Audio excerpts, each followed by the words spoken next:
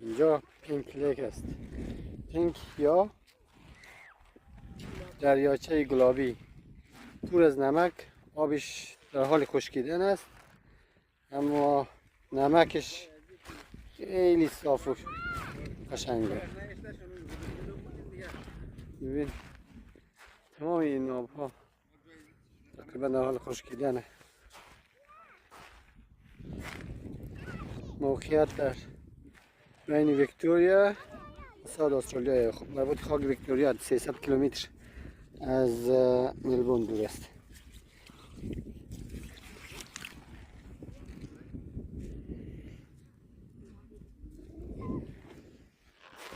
خیلی جای قشنگه. اگر مسیرتان خود از اینجا دیدن کنید پشیمان نمیشید.